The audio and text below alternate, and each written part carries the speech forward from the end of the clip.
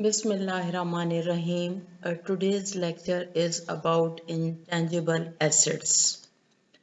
Intangible assets basically have no physical existence. That is, you can't touch them, you can't smell them, but they are non-current and they are not for the short period of time. The basis of valuation for intangible assets is cost, and intangible assets are appear in the balance sheet and they are always amortized as per to their useful life.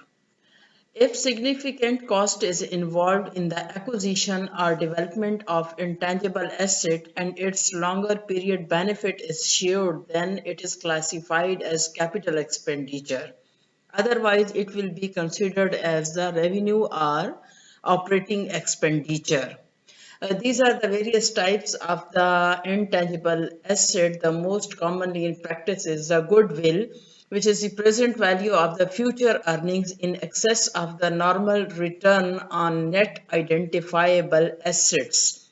A business has goodwill if the investor is willing to pay higher price because the business earn more than normal rate of return. And next is the patent.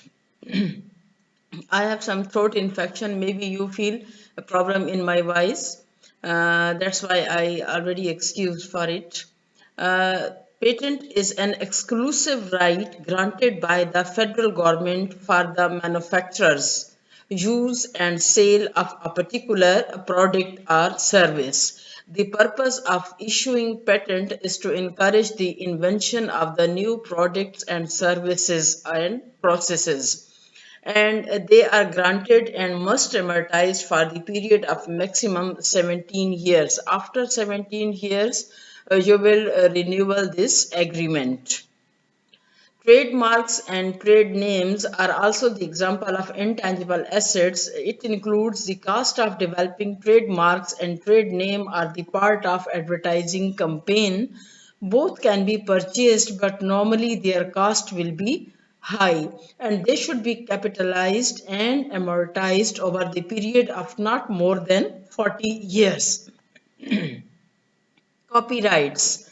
These rights are granted by the company or the government to protect the production and sale of literary or artistic material. These are the songs, dramas, novels, books, research papers like these for the life of the creator plus 50 years, and the cost will be amortized over the year in which the revenue is generated. Next is the franchises, which is also the example of intangible assets. These are the rights granted by the company or the government to conduct a certain type of business in a particular area. And the different franchises you can see, like the franchise of McDonald, franchise of Ufone, like this. The cost of franchise is too much high and it will be amortized also. Amortization period but should not exceed than 40 years. So this was about the intangible assets. Intangible assets we commonly seen and study in the accounting, and these franchises, copyrights, goodwill are commonly in practice in all sort of the businesses. I hope you will understand it. Please mention in your comment box that what are the improvement that you are required in the next coming lectures. Thank you and Allah Hafiz.